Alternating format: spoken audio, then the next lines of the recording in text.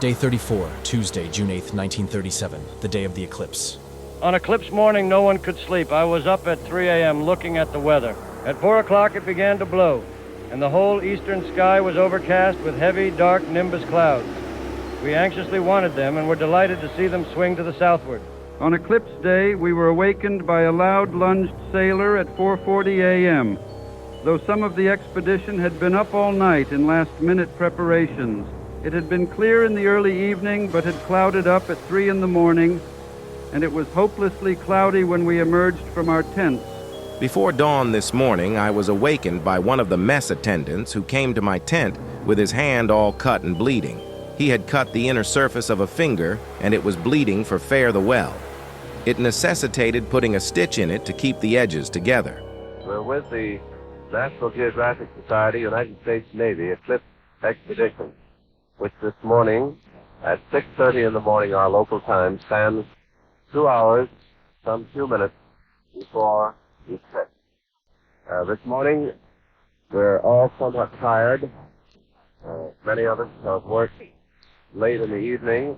The scientists were filling their camera plates up until early dawn this morning in order to keep them in the containers and in the cold refrigerating room until the last moment possible. With a month and a half of travel, with 25 days' effort under the heat of this tropic sun behind us, and with 3 minutes and 33 seconds to decide the fate of all this effort and expenditure coming in 2 hours. Just a moment ago, a motor launch came in from the Avocet, our Navy ship that brought us from Hawaii, and already the equipment and the camping materials, the food is beginning to stream back from this island back to the ship, which 25 days ago was streaming this other way as we first landed. Chances will be entirely up to the gods of luck, whether that 3 minutes and 33 seconds will find the sun covered with a puffy patch of clouds, or whether that 33 minutes and 33 seconds will find the sun in a blue opening between two patches of clouds. And everything is in readiness. Hands are trained, eyes are adjusted to flashlight, and scientists are set. Their plates are now ready. Their cameras are focused. Everyone but Dr. Dunham and Mr. Thompson are set and waiting for the 2 hours to come. Those two gentlemen are still laboring at it. So we say good morning from Canton Island. This is a program sent via RCA Communications to the National Broadcasting Company.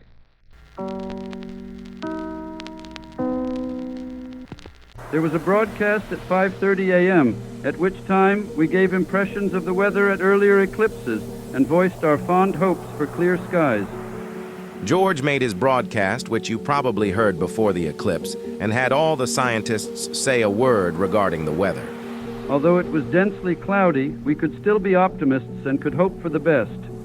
Breakfast was at 6 o'clock under the light of lanterns, with the clouds broken some, but the skies quite bad towards the east. Whew! What a morning. Everyone was up before dawn. The skies looked very cloudy, and everyone was hoping against hope that the skies would be clear. At daylight, the cloud formation had changed completely, and there was a good percentage of clear sky. And then the sunrise. It was particularly beautiful. Were I an artist, I would have tried to catch it to cherish forever. The sun rose about 7 in a bank of clouds, but with general conditions much improved. A quarter of an hour later, the whole sky was clear, except for floating clouds here and there. Dunham and Thompson had worked throughout the night. We were in great good luck, for the only cloud over the sun from the first contact, which came at 7:35 through to fourth contact, was thin one that passed over the sun about 10 minutes after the precious photographs had all been taken. The doctor came to my tent, and together we made arrangements for the visual work. A dozen times I looked at the watch. Totality began at 8:36 a.m. and lasted 3 minutes and 33 seconds. From 8:30 to 8:45, there was a broadcast telling of the dramatic event that was happening. As George Hicks, the announcer, was on the roof of the darkroom just a few yards away, I could hear him describing to the listening world the gradual coming of darkness. My own photographic work completely absorbed all my attention at the middle of the broadcast, but toward the end of the broadcast I heard him say, "We are all as happy as clams." This is your announcer, George Hicks. speaking from the roof of our shanty on Canton Island in the Phoenix Group in the South Pacific Ocean. It's 8:30 in the morning here. We are standing now about 6 minutes from total eclipse of the sun. As we look through our welding glasses at the sun now, which is some 22 degrees above the horizon, we see just the thin crest of what might be a moon, except for its yellow, brilliant color. For the last 15 minutes, the light has perceptibly begun to fade from the sky and from the land and from the water. And right now, we're in a sort of unnatural half twilight, 6 minutes before total eclipse. The weather, ladies and gentlemen, and scientists, the weather is absolutely perfect. The sky is blue, pale blue now, and getting dusky, and there's only a thin, skimpy rim of clouds all along the low horizon, and there's not a possible chance during the next 10 minutes we feel confident of clouds getting over the sun. And each moment as I'm talking, that little yellow crest is getting slimmer and slimmer with its two horns pointing upward. The first contact came at 7:35:33 by our local Hawaiian time. And just this moment, a few moments ago, Dr. Rickmeyer came by the end of our shanty and shouted up, we're all as happy as clams. However happy clams are, he said, please tell the world that. I had the job of counting out the seconds, and believe me, it was a job. Everyone was perfectly calm, and the signal was given 10 minutes, 5 minutes, 1 minute 30 seconds, 16 seconds, 10 seconds, mark, and then the counting went on. Somewhere in the calculations, something went screwy, because the end of totality came at 209. At 8:19, which was just a few moments ago, 15 minutes was announced over the loudspeaker system by Dr. Gross and Captain Congress. Ladies and gentlemen, while I've been speaking, that crest has got very, very slim, and the darkness is really coming on it. It's an unnatural and unhealthy sort of dark. The brilliant light of the South Seas, blues and greens and yellows of the sun are now all as though washed over by dirty color. The men are standing down below me on the sand. There's probably, looking quickly at my watch, about 1 minute before totality, and the darkness is now beginning to rush on it. The shadow itself travels at 2,000 miles an hour from west to east. While waiting, I caught myself mentally counting, and then the doctor said very quietly, Only about 1 minute to go. You probably heard that announcement that there's 1 minute to go before totality.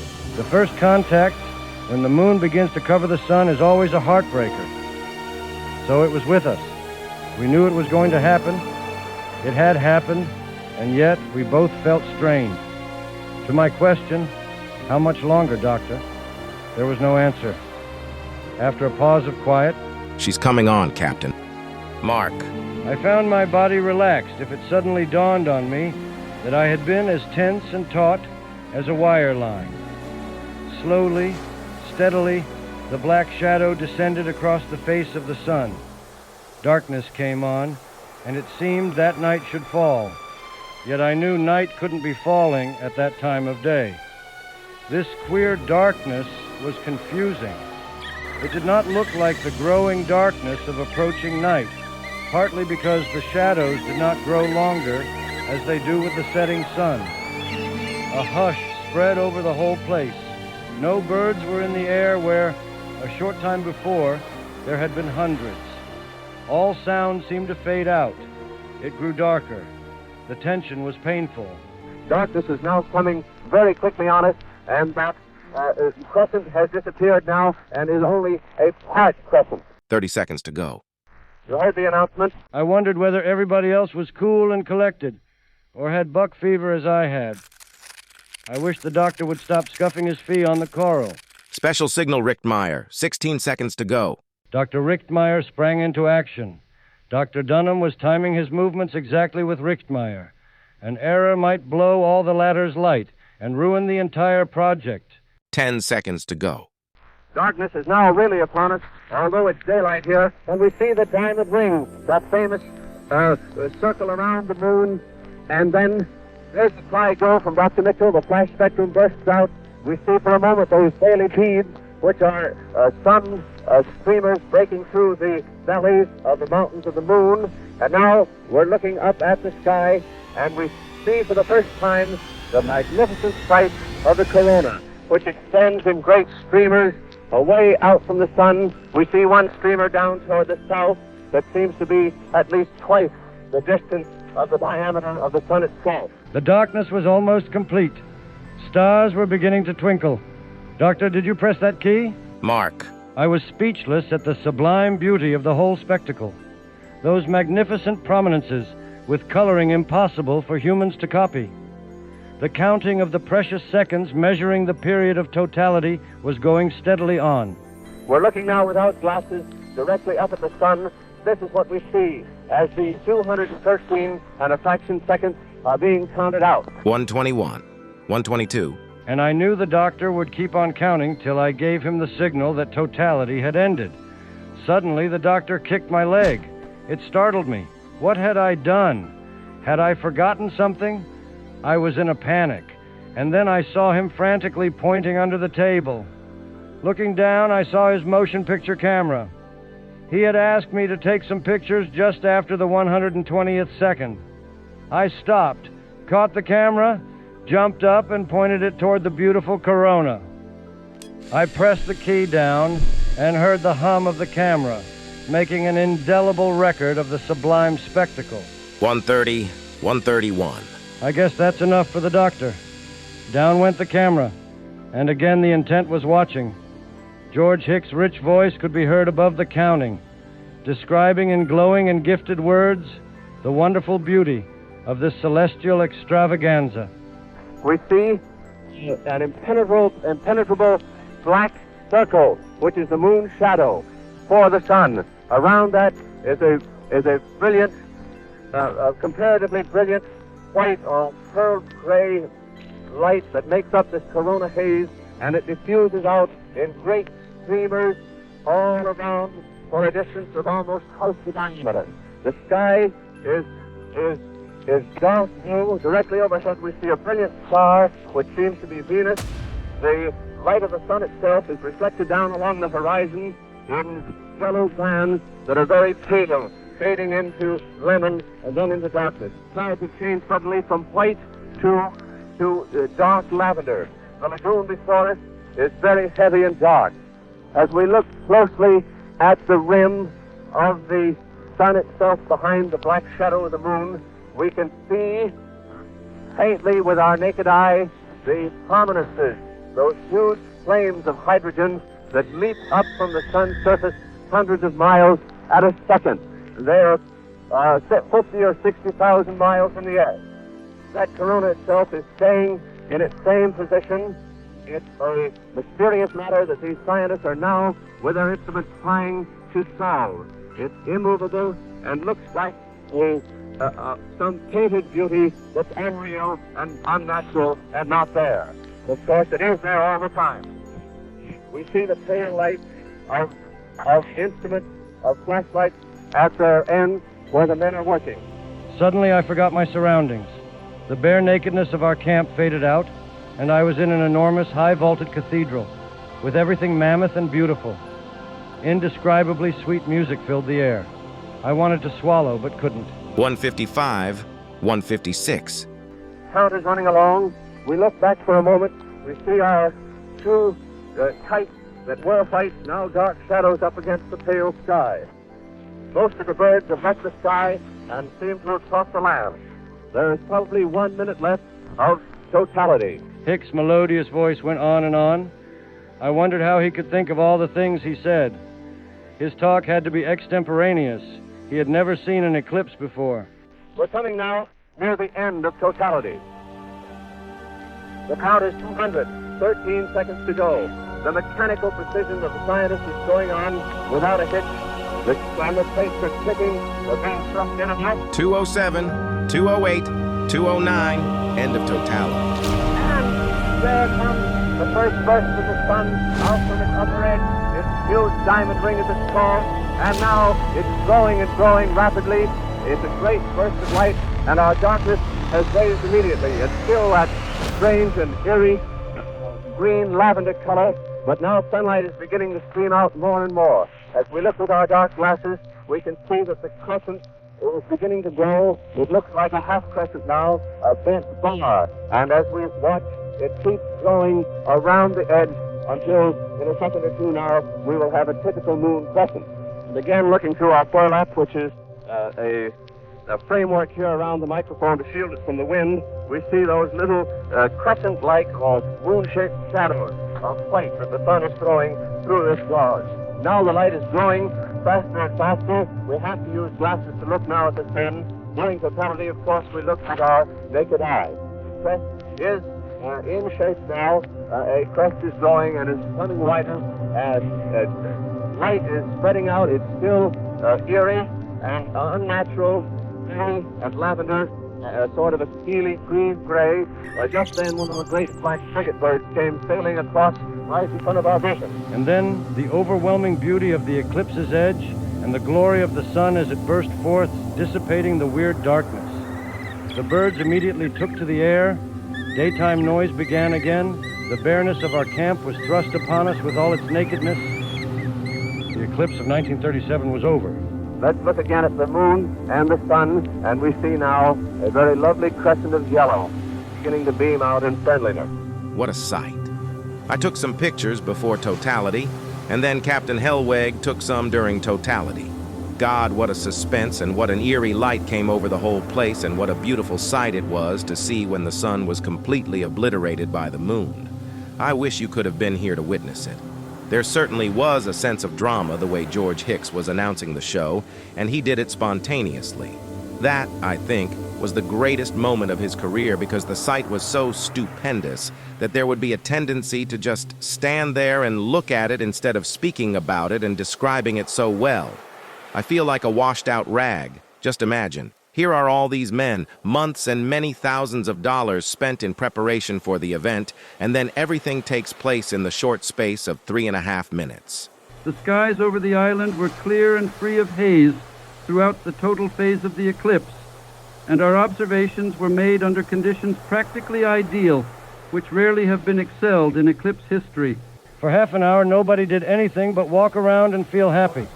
The scientists acted like college boys whose team had just won a football game. The scientists, as we look up over our little shelter, they're standing around with their hands on their hips and the sort of let-down attitude that men have when, after a month and a half of travel, after 25 days on this heated and uninhabited and strange land, miles from our friends and families, they've brought their work to a conclusion. George Hicks announcing from Canton Island in the South Seas via RCA communications through facilities of the National Broadcasting Company.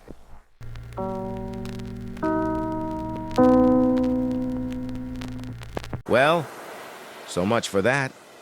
I am glad the whole thing is over. Already the men are beginning to take down the apparatus and get it put down by the dock so that the boats can come alongside and send it over to the boat. I do hope that we'll get underway by tomorrow night because now that the hunt is over, the time, I fear, will just drag by. With a job well done, we suddenly realized that now we could go home. Packing began at a furious rate. I don't know for sure about the talk that Dr. Dunham from Mount Wilson Observatory didn't get his apparatus working. If that is so, all the time he has spent was for naught. I hope the rumors are wrong. He and his assistant worked all night. And I forgot to mention, I know they must feel like the devil about it. This just in. The captivating around-the-world trip of Amelia Earhart continues to streak across the globe. Along with her navigator, Fred Noonan, Miss Earhart left the western edge of Africa at Senegal en route to further east of her global adventure. She is expected to stop about 4 times in Africa before India, and then on to Indonesia.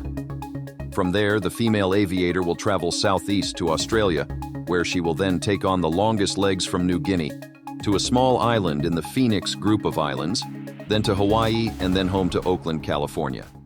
Millie, I just wanted to write this immediately after the phenomenon occurred, so that I could give you my immediate impression. Perhaps the day after tomorrow, when we get back in the routine of things, I shall be able to give you a more coherent narrative. Good evening, ladies and gentlemen of America. This is our last broadcast from Canton Island in the South Seas. This is George Hicks of the National Broadcasting Company, speaking from the National Geographic Society, United States Navy Eclipse Expedition.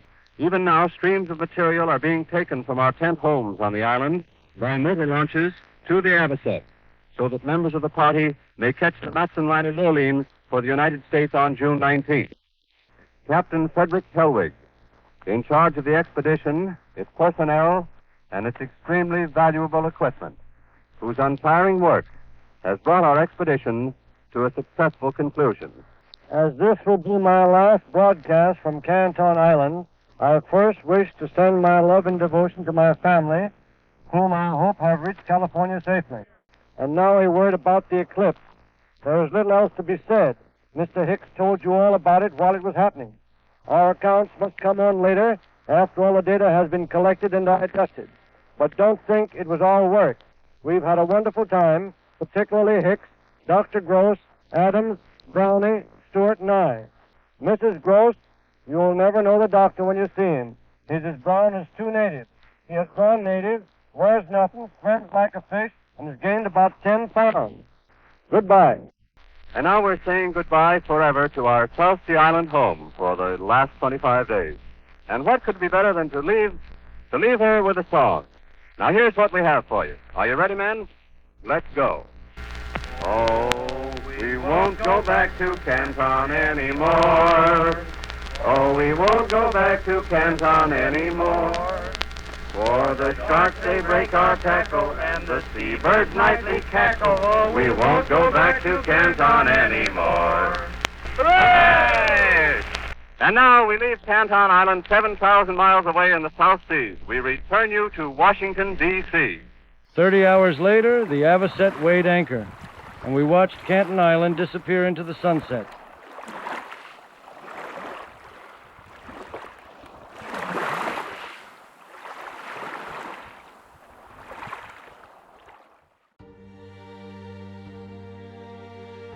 The expedition erected a large concrete monument emboldened with the United States flag and emblems of the National Geographic Society.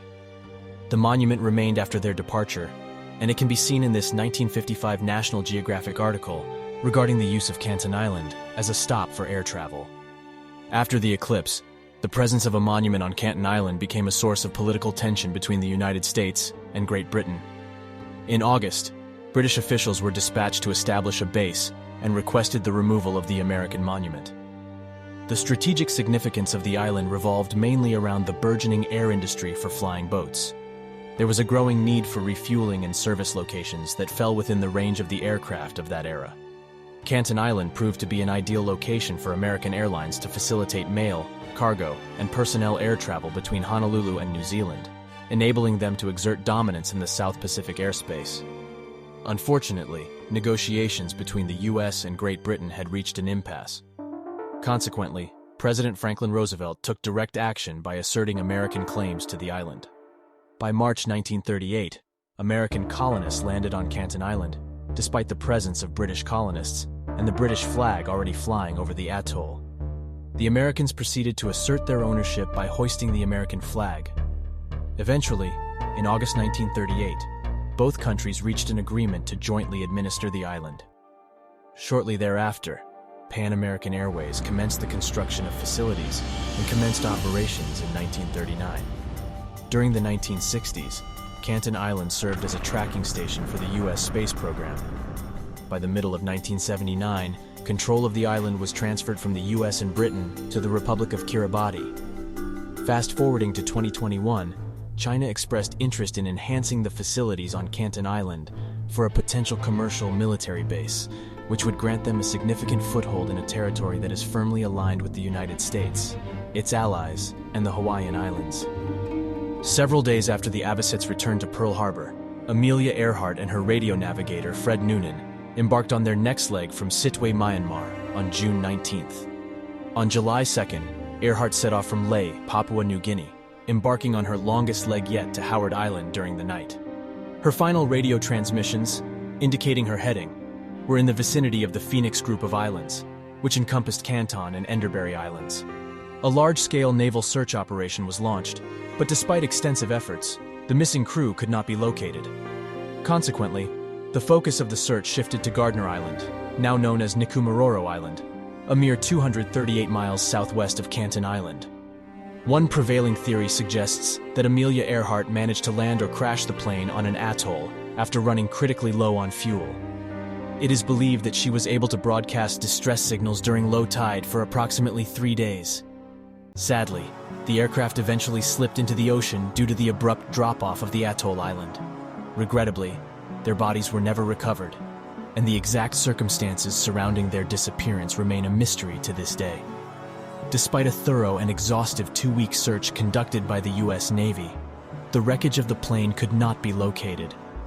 The USS Avocet, in conjunction with the USS Lexington aircraft carrier, played a pivotal role in the extensive search efforts for Amelia Earhart's missing aircraft.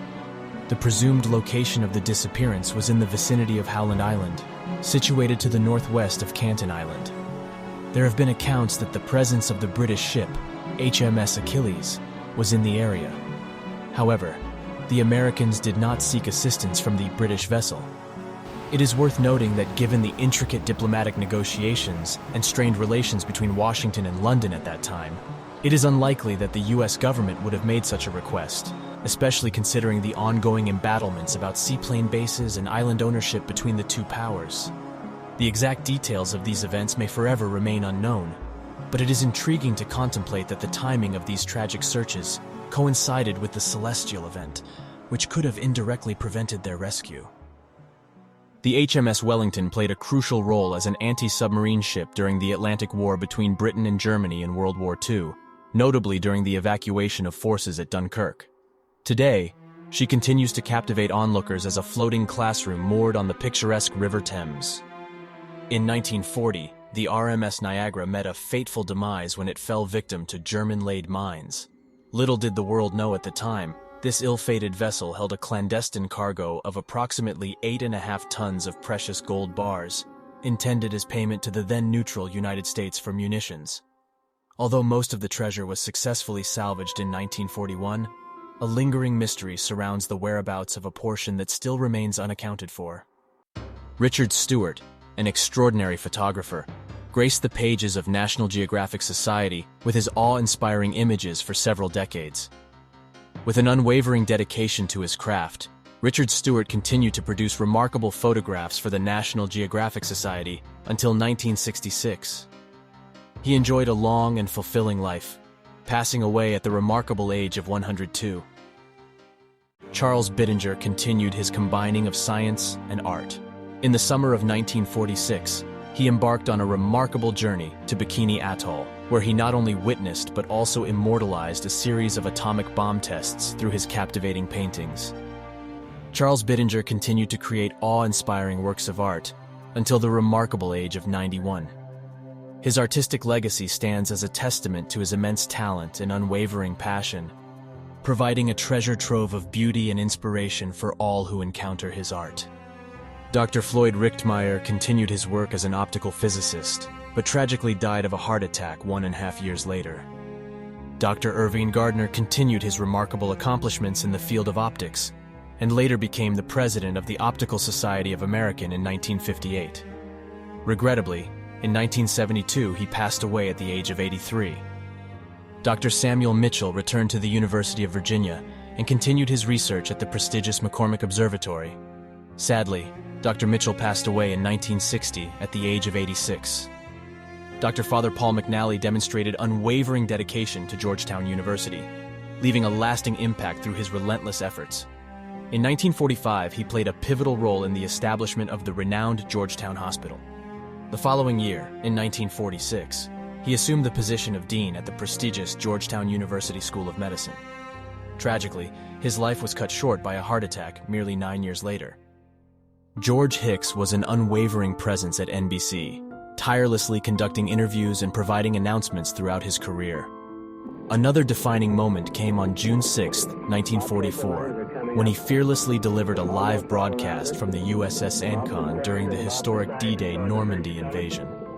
His courageous reporting brought the monumental event to the homes of countless viewers.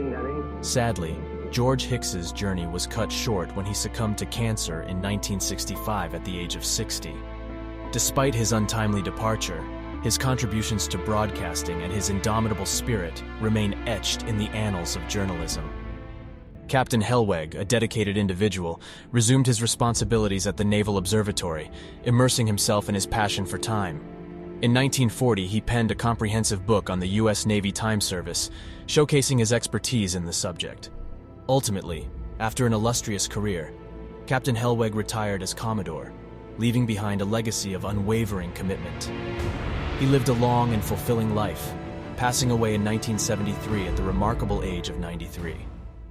On the morning of December 7, 1941, amidst the chaos of Pearl Harbor, the USS Avocet valiantly confronted Japanese fighters while docked at Pearl Harbor, taking down a carrier attack plane that had just struck the USS California. The downed aircraft tragically crashed on the premises of the Naval Hospital. Undeterred by the unprovoked attack, the USS Avocet persisted in engaging the enemy until its ammunition was depleted. Throughout World War II, the ship undertook various crucial missions in the Northern Pacific Theater, before ultimately being decommissioned in 1945. Regrettably, by 1950, it was sold for scrap, marking the end of its remarkable service. On that fateful morning of December 7th, Lieutenant Herman Gross, while recovering from a significant operation at the Naval Hospital, found himself amidst the chaos as Japan launched its devastating attack on Pearl Harbor. Incredibly, Lieutenant Gross was in close proximity to the exploding Japanese plane that had been shot down by the USS Avocet moments earlier. Despite his recent surgery, Lieutenant Gross displayed remarkable dedication by promptly reporting for surgical duty during and in the aftermath of the attack. For 3 arduous days, Lieutenant Gross tirelessly performed operations, undeterred by his own exhaustion as he worked to save countless lives. His unwavering commitment to his duties earned him well-deserved accolades, including accommodations and the prestigious Combat Distinguishing Device, or V, ribbon, recognizing his exceptional service. Lieutenant Gross continued to serve as a chief medical officer in the Navy, leaving a lasting impact on the lives of those under his care. He eventually retired with the rank of captain in 1959, having dedicated his career to the well-being of others. In 1978, at the age of 74, Captain Gross passed away, leaving behind a remarkable legacy. He now rests in Arlington Cemetery alongside his beloved wife Millie, their final resting place a testament to a life lived in service to the United States. The summer of 1937 marked a pivotal moment of worldwide transformation. The National Geographic, U.S. Navy solar eclipse expedition's unfolding events symbolized a profound yearning for adventure and the resilience of individuals who sought to expand the frontiers of human understanding. This period reflected what became known as the American spirit by pushing the boundaries of knowledge and ingenuity. Documented within the pages of one man's journal, the expedition's day-to-day experiences illuminated not only the immediate surroundings, but also the profound shifts lying ahead, unbeknownst to them. Profound appreciation extends to those who actively engaged in propelling the advancement of the human experience during that time. To the officers, crew, and scientists of the USS Avocet from Canton Island. We won't go back to Canton anymore. Oh, we won't go back to Canton anymore. For the sharks, they break our tackle, and the seabirds nightly cackle. Oh, we won't go back to Canton anymore. Oh, we won't go back to Canton anymore.